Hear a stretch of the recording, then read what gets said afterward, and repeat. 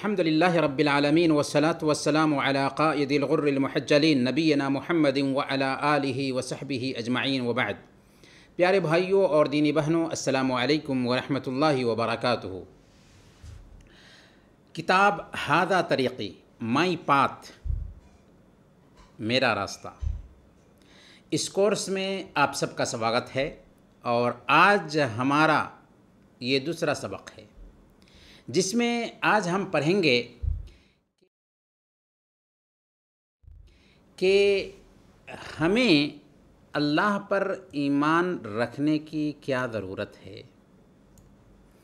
وگیان نے بہت پرگتی کر لی، جیون وبھن پرکار کے گیانوں سے سسجت ہو گیا۔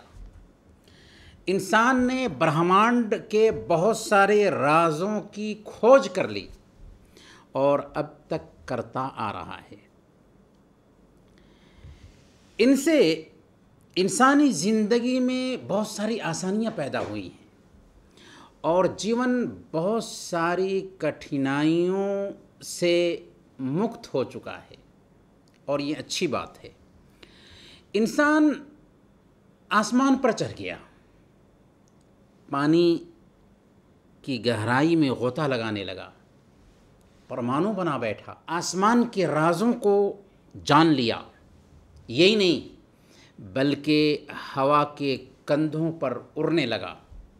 انٹرنیٹ نے دنیا کو ایک گھر کے جیسے بنا دیا کہ ایک بٹن دباتے ہی دنیا کے کسی بھی کونے میں بیٹھے ہوئے آدمی سے آسانی کے ساتھ آپ سمپرک کر سکتے ہیں۔ یہ ہے آج کی آسانیاں۔ اس سے ترقی نے انسان کی ضرورتیں ضرور پوری کی، ہم اسے مانتے ہیں، لیکن سب سے بڑا سوال یہ ہے کہ کیا یہ ترقی انسان کو اپنے رب سے بے نیاز کر سکی؟ کیا انسان اس پرگتی کی وجہ سے اپنے رب سے بے نیاز ہو چکا؟ کیا یہ پرگتی مانو جیون میں سکھ اور شانتی لا سکی؟ کیا اس سے من اور انسان کا ہردے جو بے چین تھا، کیا اس کی بے چینی دور ہو سکی؟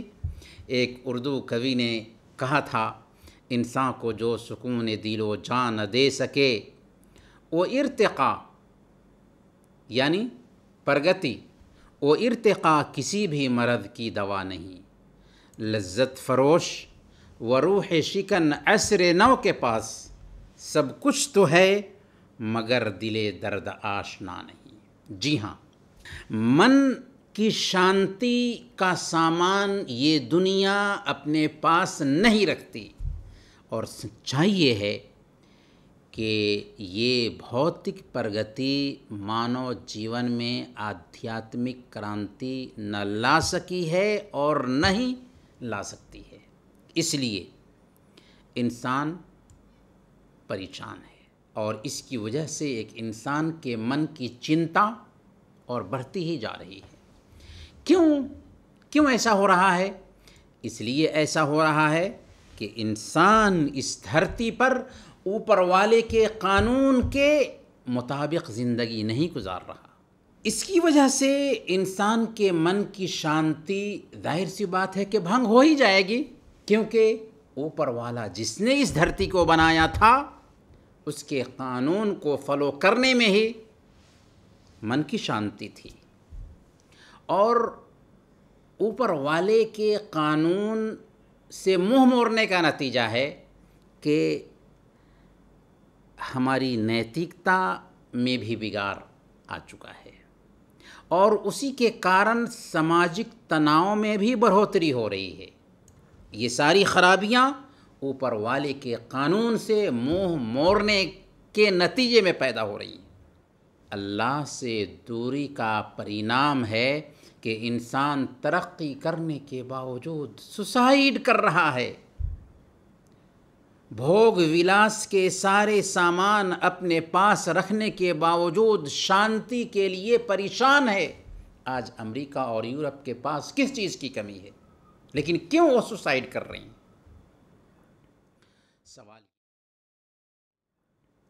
سوال یہ ہے کہ کیا بدھی مانو مارگدرشن کے لیے کافی ہے؟ یعنی کیا بدھی کے ذریعہ ایک انسان آدھیاتمک پرگتی پراپت کر سکتا ہے؟ کوئی دعویٰ کر سکتا ہے کہ بدھی کے لیے سمبھو ہے کہ وہ انسان کا مارگدرشن کرے اور اسے بتائے کہ اس کے لیے کون سی چیز اچھی ہو سکتی ہے اور کون سی چیز بری ہو سکتی ہے، کون سی چیز اسے سکھ پردان کر سکتی ہے اور کون سی چیز اسے دکھ میں رکھ سکتی ہے۔ لیکن سچائی اس حقیقت کو جھٹلاتی ہے۔ انسان اپنی بدھی سے یہ تو جان سکتا ہے کہ وہ کیسے پیدا ہوا، اس کی پیدائش کیسے ہوئی اور اس کے شریر کو کیسے ٹھیک ٹھاک رکھا جا سکتا ہے، لیکن وہ اپنی بدھی سے یہ نہیں جان سکتا کہ اسے کیوں پیدا کیا گیا ہے، اسے کہاں جانا ہے، اس کا اپنے پیدا کرنے والے سے کیا سمپرک ہے۔ ایک ذہین سے ذہین آدمی کو لائیں اور اسے عربی پڑھنے کے لیے کہیں، اگر وہ عربی نہیں جانتا ہے تو کیا وہ عربی پڑھ سکتا ہے؟ ایک ذہین سے ذہین آدمی کو لائیں اور اسے انگریزی پڑھنے کے لیے کہیں، اگر وہ انگریزی نہیں جانتا ہے تو کیا وہ انگریزی پڑھ پائے گا؟ نہیں، بالکل نہیں۔ گویا صرف بدھی مارگدرشن کے لیے کافی نہیں ہے، بلکہ ضروری ہے کہ کوئی مارگدرشن کرنے والا ہو، کوئی سکھانے والا ہو، کوئی شکشک ہو۔ اس طرح ان سوالوں کا جواب ہمارے پیدا کرنے والے کے پاس ہی سے مل سکتا ہے۔ ہم کیوں پیدا ہوئے؟ ہمیں کہاں جانا ہے؟ ہمارے پیدا کرنے والے کی ہم سے کیا چاہت ہے؟ ہمارے پیدا کرنے والے نے ہمیں کیوں پیدا کیا؟ یہ اور اس پرکار کے سوالوں کے جواب کے لیے ہی اوپر والے نے ہر زمانے میں نبیوں کو، رسولوں کو، سندیشٹاؤں کو بھیجا، جنہوں نے مانو کا مارگدرشن کیا۔ ان میں سب سے پہلے انسان آدم علیہ السلام، جو پہلے نبی بھی تھے اور پہلے انسان بھی، اور سب سے آخری نبی جن کے بعد کوئی نبی آنے والے نہیں، وہ محمد صلی اللہ علیہ وسلم ہیں، جن پر قرآن اترا۔ یہ تو پہلی بات ہوئی۔ دوسری بات یہ کہ بدھی اس وجہ سے بھی ہمارا مارگدرشن نہیں کر سکتی کیونکہ کسی بھی منشیہ کی بدھی بے لاگ نہیں ہوتی، نشپکش نہیں ہوتی، نسوارتھ نہیں ہوتی، مانو دربلتاؤں سے پوتر نہیں ہوتی۔ اسے ماننا ہوگا، اس کا کوئی انکار نہیں کر سکتا۔ تاریخ گواہ ہے کہ جب مانو نے نیم بنایا تو کہیں جاتی واد کے بھینکر پرینام سامنے آئے اور لوگوں کو الگ الگ جاتیوں میں بانٹ دیا گیا، یہاں تک کہ کچھ جاتیوں کو ہر طرح کے ادھیکار سے محروم رکھا گیا، اور کہیں آدھیاتمکتا پراپت کرنے کے لیے یہ شرط رکھی گئی کہ جنگلوں اور گفاؤں میں جا کر کٹھور پریشرم کرو، تب جا کر تم آدھیاتمک انسان بن سکتے ہو۔ اس لیے ماننا ہوگا کہ بدھی مارگدرشن کرنے کے لیے کافی نہیں ہے، بلکہ ضرورت ہے اس دنیا کے بنانے والے کے مارگدرشن کی، کہ جو بنانے والا ہوتا ہے وہی بنائی ہوئی چیز کو صحیح طریقے سے استعمال کرنے کا طریقہ بتا سکتا ہے۔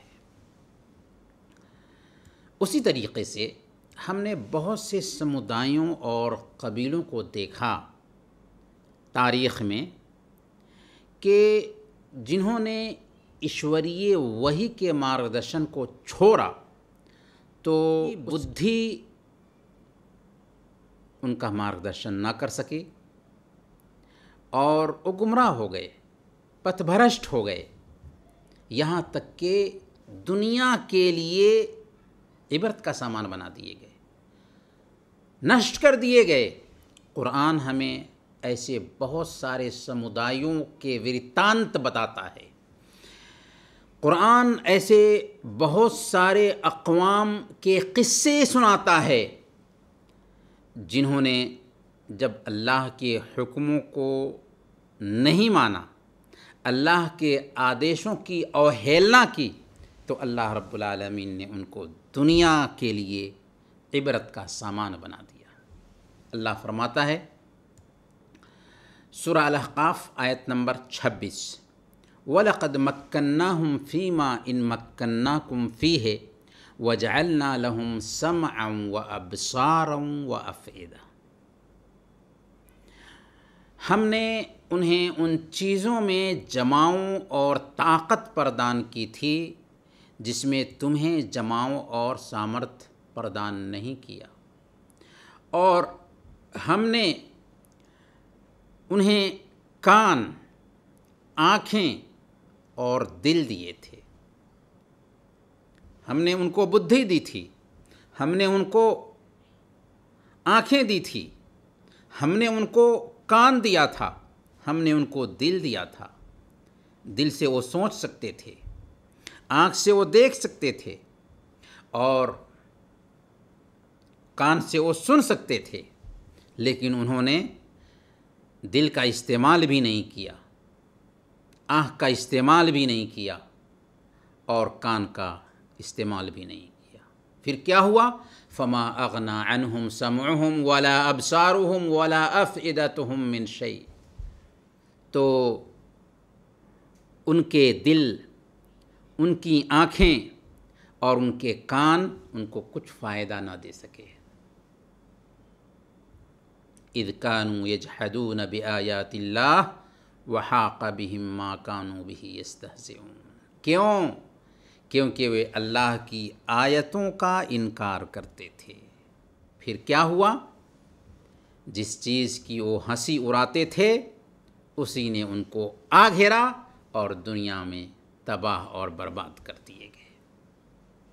پڑھیے قوم نوح کے قصہ کو، پڑھیے قوم ثمود کے قصہ کو، پڑھیے قوم عاد کے قصہ کو، پڑھیے قوم لوط کے قصہ کو، پڑھیے قوم فرعون کے قصہ کو، نمرود کو یاد کیجئے، قارون کو یاد کیجئے، سب کیوں برباد کیے گئے؟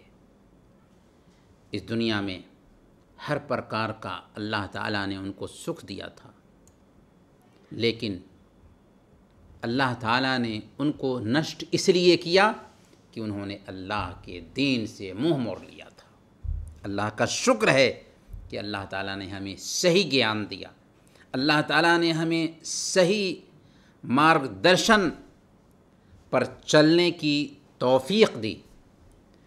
اس کے لیے آپ دھن ہیں کہ آپ نے اسلام کا راستہ چوائس کیا۔ پیارے بھائیوں اور دینی بہنوں، اس وستار کے بعد، اس تفصیل کے بعد آپ خود اپنے آپ سے سوچئے، انسان اپنے آپ سے پوچھے کہ اس سنسکرتی کا آخر کیا لابھ جو انسان کو سکھ اور شانتی پردان نہ کر سکے، مانو آتما کا شدھی کرن نہ کر سکے، اور اسے جیون کے ابھیپرائے سے اوگت نہ کر سکے، جینے کا مقصد نہ بتا سکے، زندگی گزارنے کے ادیش سے اوگت نہ کر سکے۔ جب نوین سنسکرتی، نئی تہذیب انسان کو دلی سکون اور من کی شانتی پردان کرنے سے ونچت رہی، تو کون سی چیز اسے اپنے ادیش تک پہنچانے میں اس کا سہایک بن سکتی ہے؟ یہ بہت اہم سوال ہے۔